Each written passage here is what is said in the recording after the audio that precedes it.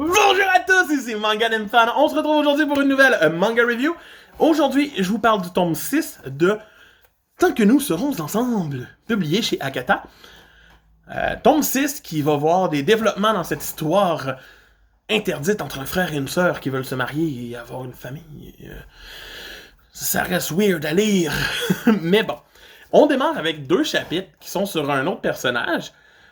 Ça m'a pris du temps à allumer. Et j'ai fait, pourquoi on a cette histoire-là en début de tome qui me fait perdre le fil d'où c'est qu'on était rendu. Quand on a comme un tome par an. C'est là, on les a eu rapidement, mais il reste juste un tome à sortir avant qu'on soit à jour sur le Japon, puis ça, à peu près un tome par an.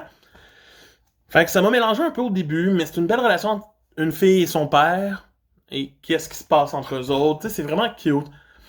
C'est pas méchant ou quoi que ce soit. On voit que le père aime beaucoup sa fille, puis il veut tout pour son bien.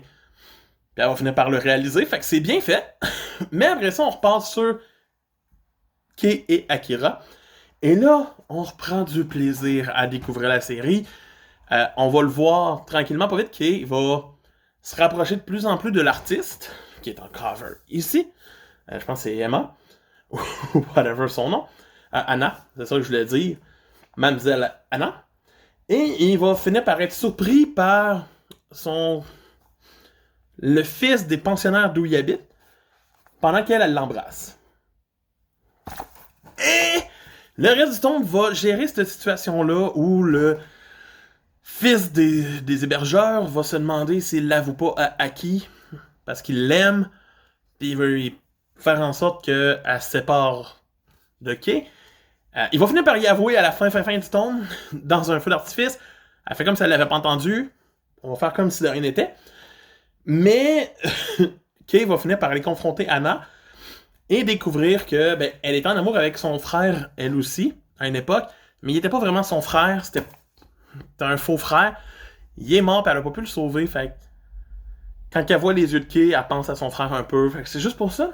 Puis à la fin, Kei va douter un peu, on dirait, de sa relation avec sa sœur, parce qu'il va l'avouer à Anna que c'est sa sœur.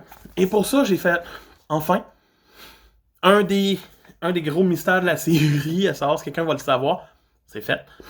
Et j'ai l'impression que même pour Akira, il va se passer des nouvelles choses.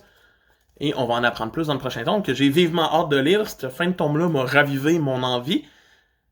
Plate que le début me restartait pas direct de même. Mais pour ça, c'est quand même un très bon tome qui mérite une note de 8 sur 10. Donc, ouais. C'est le Manga Fan qui vous dit à demain. Bye!